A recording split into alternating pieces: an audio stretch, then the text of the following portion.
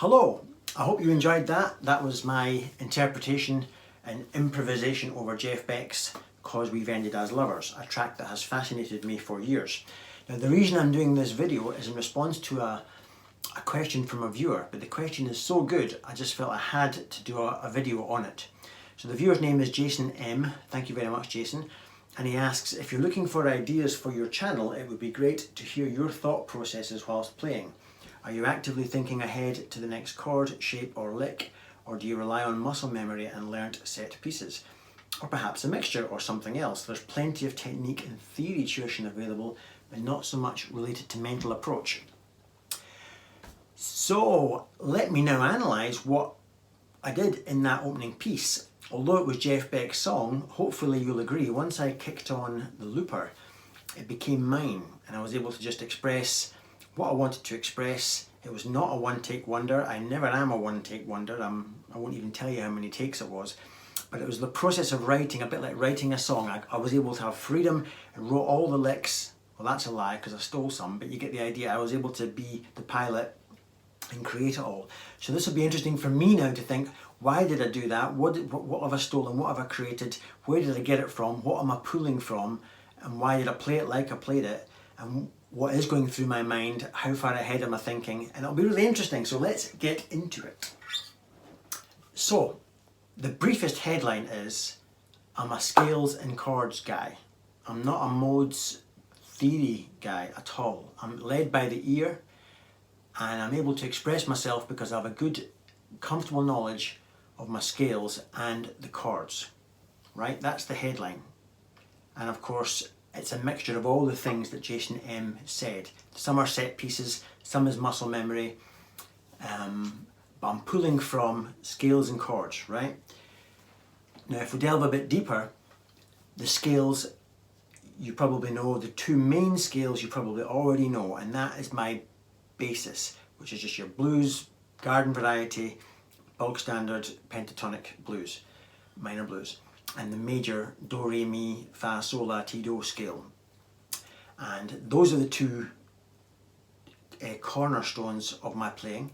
And then at the next level, I add interest to that, and I seize opportunities to put in diminished runs and augmented runs, or some people call them whole step runs.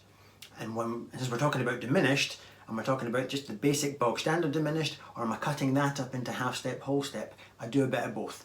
So diminished, augmenteds, and my two main, and then the two main scales I talked about. And then chords, I'm always aware of what the chord is behind what I'm playing, and I'm thinking, is there any classy way I can reference the chord with a lick? And by that I mean something like this. Hear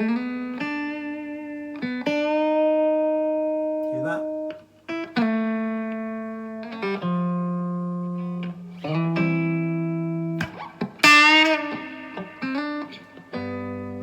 That was me referencing chords.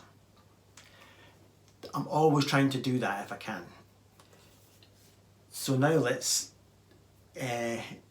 dig a bit deeper. So what are the chords to that progression? So we start with the A minor 7 to the F major 7. You might want to do some interesting chord voicings, like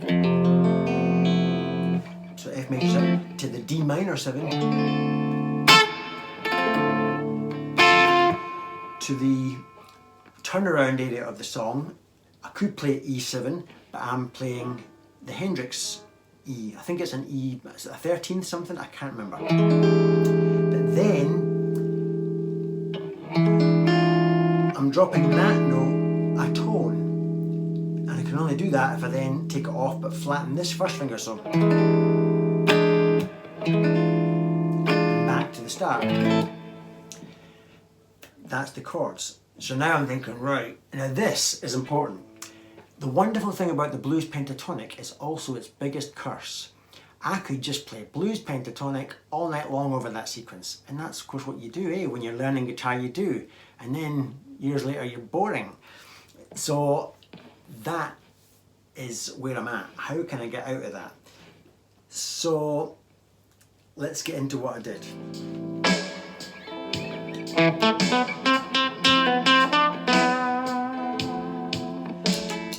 So first of all, I've come in late because I think it's kind of cool. But secondly, and more importantly, I'm seizing opportunities to hit the second note in the scale.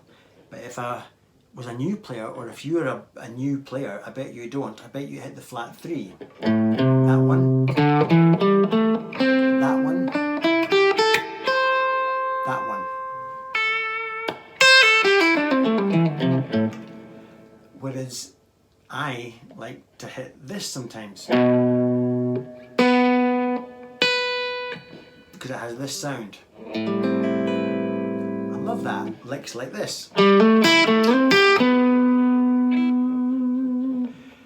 I know from experience, when I'm playing a minor blues, that hitting that second note has a lovely sound. So that's why I was able to come up with that. What did I do after that? Let's go a bit further into the song. Like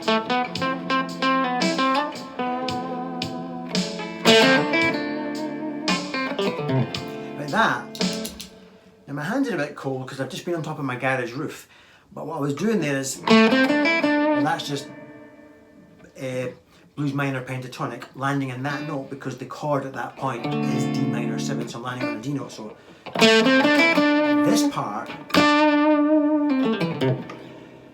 my hands are cold, but in slow-mo it was, it has a lovely boom, and I love that. Other players do that way better than me, but I'm trying. So I love that little afterthought, the kind of afterthought that makes the viewer hopefully go, what did he just do there? And rewind, that kind of idea. So that's all that was. I'll go a bit further into it now.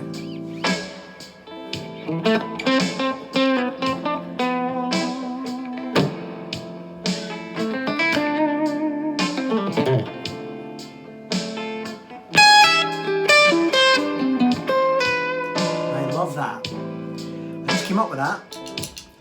Why did I come up with that? We know I'm on the 5 chord. Yeah, you following? So I'm on the 5 chord at this point. Excuse me. And back to the 1. So over the 5 chord, all experienced players know that's when you can get dissonant and do weird stuff over the 5, whether it's handstands or weird dissonant type licks or diminished licks. So all I was doing was, I'm in the key of A. So whenever I'm on the 5 chord and I'm in the key of A, I can start 1 fret down from the root note. And it's going to sound good. I might do all that type of stuff. So all I was doing was, I mean, what am I doing? This is interesting because I don't know what was I doing. I started on that. That's all kind of just within my what am I doing, Paul? At this point I'm thinking, oh yeah, these are notes from E, because I'm on an E chord at the time. Now that is weird, that does not belong in an E chord. That is a raised 5 of an E shape, and that is a flat 3, but I'm playing an E7 dominant. This is why I don't do theory, because if I stuck to theory I wouldn't have come up with that, and I love it. I remember when I first came up with it by accident, I thought, oh, it was great. So, I love the intervals, jumping, missing strings, intervals type of sound. The shape looks a little bit like that shape, which is a C chord, which has no place in what I'm doing. See, I can't explain it.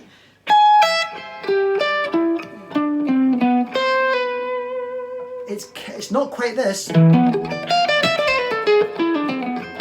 It's got echoes of that. I could explain that more. That's basically an E chord with raised 5s, suspended 4ths, and minor 3rds. But what I am doing is slightly different.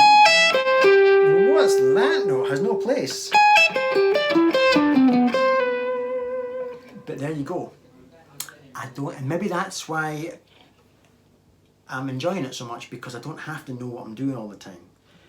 So I knew I was in that general shape, and I just played some crap one day, just threw away the barriers, and that's what came out. Let's go further into the track then.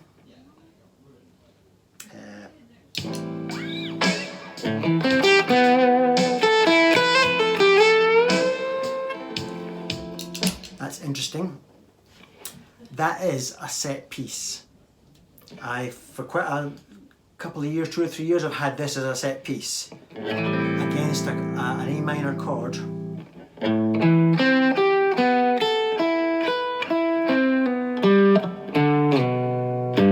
That is my set piece.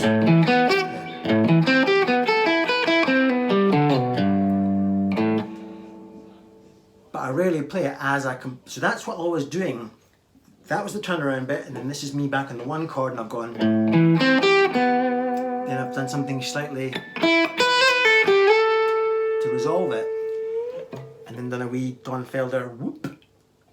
And let that drop. So that is a set piece, Jason, if you're interested in that. And it's just blues minor pentatonic, but with lots of 2s in there. There's the 2, there's the 2. So let's go further in now.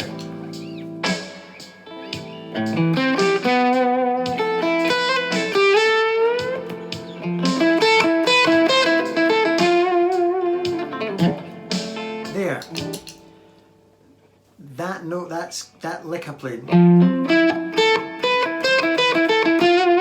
To me, that was musical savvy.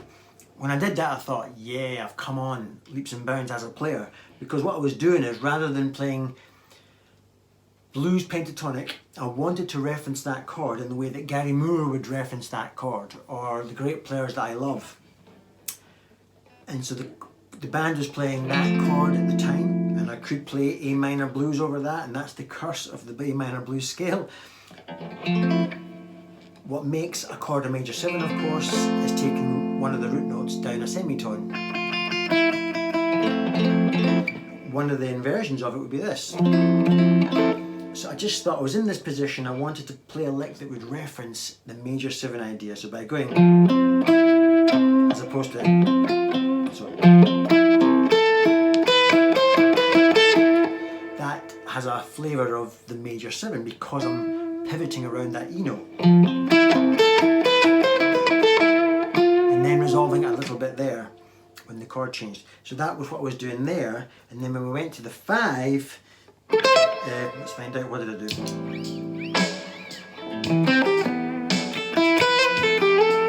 Excuse me repeating myself.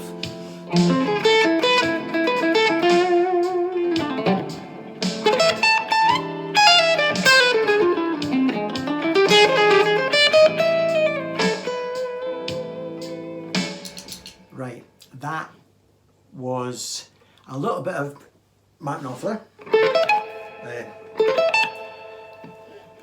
Songs to swing, but you can really go to town on it. You can and do stuff. So I went, and then I have my little muscle memory set piece that I do on a 5 chord, which is to have this sort of shape in my mind, and also this sort of shape in my mind, and it's a hybrid of the 2 shapes, because that is the 5 of that chord. There's the A minor, there's the 5, and my little set piece, as I've said earlier in this video, is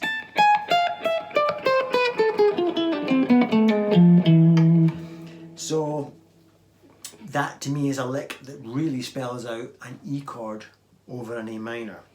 But what I did was,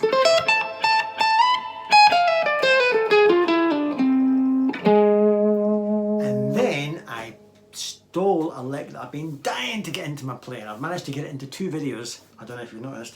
I ripped it right off Paul Gilbert. His lick was, he took this chord, was it this chord? The Jimi Hendrix chord, and he took neck paper, a paper drawing the neck, and he plotted all the notes along the neck of this chord as to where you could play them, and he came up with ideas like this. Well, you could do it like this.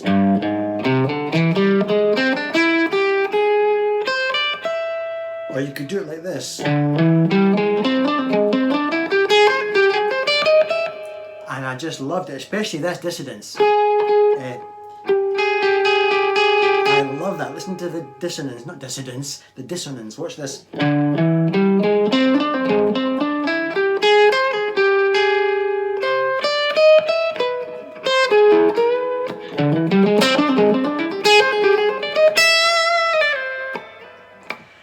So that, thank you Paul Gilbert for that, and it's played over a 5 chord and has that. I haven't yet analysed exactly, is he right? Is it just these notes? I'll get round to analysing that, but forevermore, when I'm playing the 5 chord over an A minor blues, that's another tool in my toolbox to play some form of, it doesn't have to be that, but it could just be a straight walk up. That type of thing. So learn it if you want. All I did was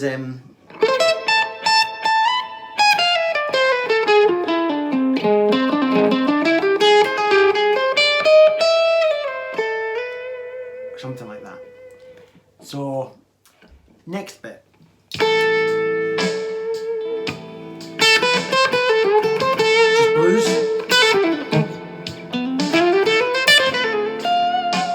That bit. All that was that little bit there was a set piece. Here it is, when I'm in A minor, playing A minor blues, I know I can go like this. It's one of my favourite little licks for speed. And I love how you can, if you want, resolve it to a 4 chord. So here it is unresolved, or just resolved to a 1 chord. Just based around this sort of shape of A minor. There's one position, there's another position. But if I resolve it to a fret higher than that,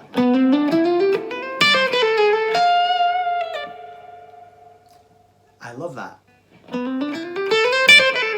So to answer Jason's question, I work all week, I come back after my job, if I've got time I come upstairs, I play over the loop over and over.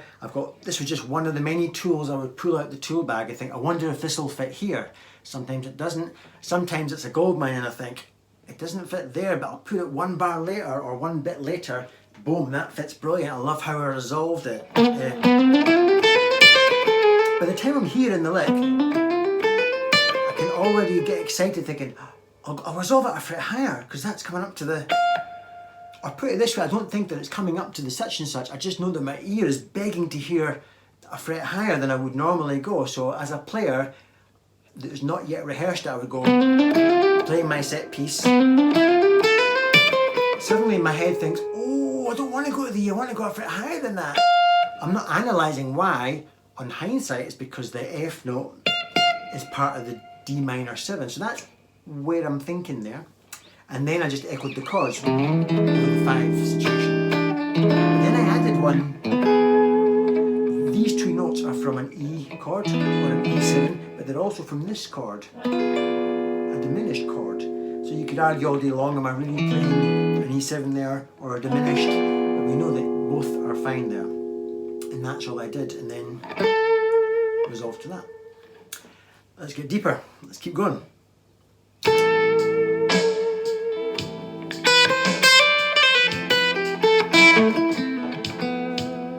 Love that. I love that. I loved that a couple of years ago when I came up with it. It's just a weird note order that you wouldn't normally do. It's one of mine. I don't think I've stolen it from anybody, but it's a set piece. So again, Jason, do I use set pieces? I do.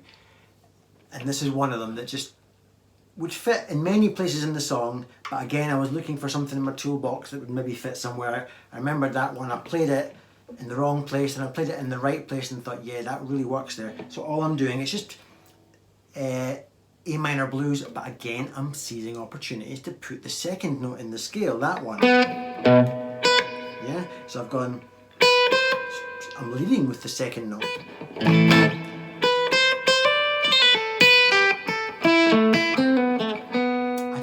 Love how sympathetic that note is. So that's what I've done there. In slow-mo,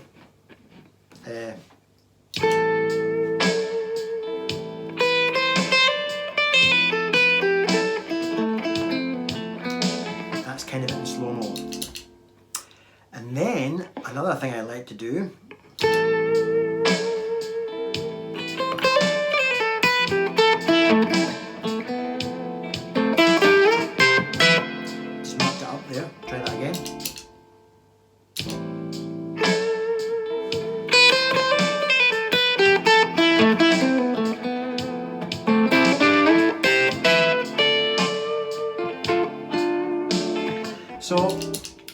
that. Arlen Roth once did a song laughing at the blues, and one of these things was and that was it, boom, done. I loved it. And so I learned it when I was 12 or 13 or 14, whatever it was, and only recently have I come back to thinking, that's lovely, could I do something more musical with that?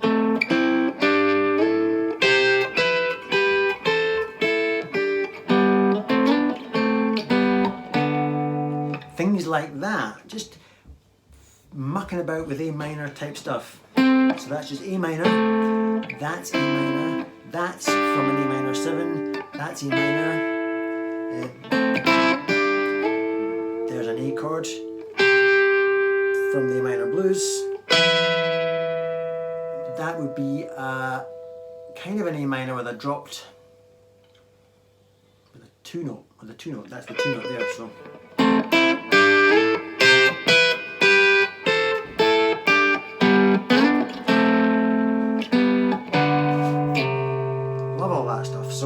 was because the band's moving. I can't just play my set piece because the band has no mercy. The music is moving. So I thought I'll resolve it to that because the band has now arrived on a D minor 7 at that point, and that's from a D chord. So that's all that was. Let's get deeper in.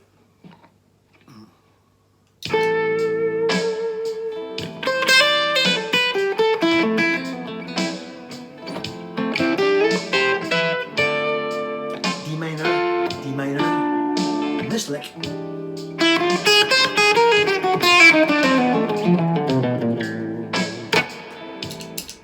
Totally stolen. Martin Miller, not Steve Miller. Martin Miller. If you look at Martin Miller, Cause We've Ended as Lovers, you recall Martin Miller, hot player, absolutely fantastic player. Not my style, he's very modern and Ibanez and polished sounds, and he'll do police medleys and weird stuff that I just wouldn't see as guitar music. But he's an incredibly good guitar player, incredible. Makes me look like a big dope. And he was playing Cause We've Ended as Lovers, and one of his licks, I thought, I'm hubbing that. And I had to slow it down on YouTube. Again, it's over the 5 chord, as most of the great licks in this world are over the 5 chord. This was his lick. So we're on the 5. Here we go.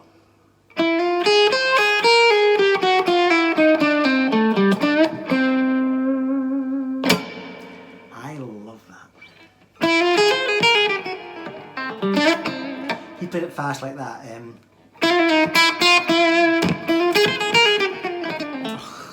See if I can play it properly, Paul. Come on. Try and play it in context fast. I did it slow there on my bit, but you've been trying to play it fast, right? Watch this. We'll do it over the 5.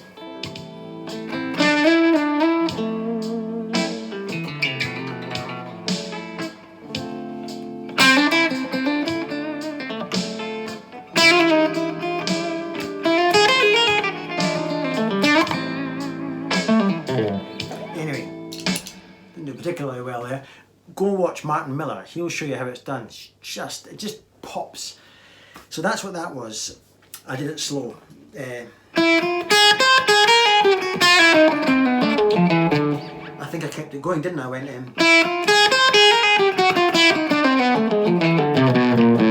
this is a chromatic fret by fret thing.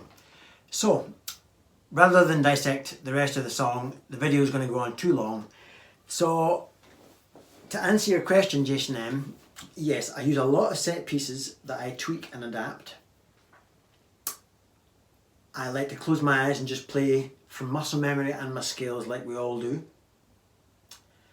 And any juicy or any chords coming up, but particularly juicy chords, is the only way I can play a lick to reference the chord, like I did with the F major 7, like I do with 5 chords all the time by starting 1 fret below the root and kicking off one of these licks that I talked about. So that's where I'm at. So if I was to put on a new backing track I've never heard of before and just close my eyes and get into it, I would start off just like many of you with your muscle memory and your blues scale or whatever, but I've got this big bag of tools. So if I'm in a major key, I'll think, well, I'll be sticking some diminished in here or half step, whole steps. If I'm in a minor key, I'll be thinking, well, I'll put the 2 note in a few times. When we get to the 5, I'll do one of my favourite 5 turnaround licks like I've done today. So, and having a big vocabulary allows me to be a little bit fluid on the move.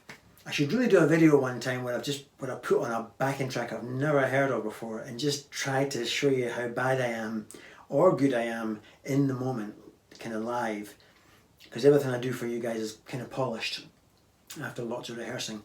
That would be interesting, but I'd play wrong notes, but I wouldn't be a complete new start because I've got this big bag of tricks up my sleeve, and so I would be able to stumble through, and I'd probably have a few moments where I thought, oh, I hope I can remember that, I'll perfect that the next bar, and you would see me start to evolve as the song goes on. I hope that's helpful, and I just love that song. I love that Jeff Beck song. It's actually a Stevie Wonder song, I think, but Jeff Beck obviously made it his own. Right, thank you very much, and I will see you on the next vid. Bye for now.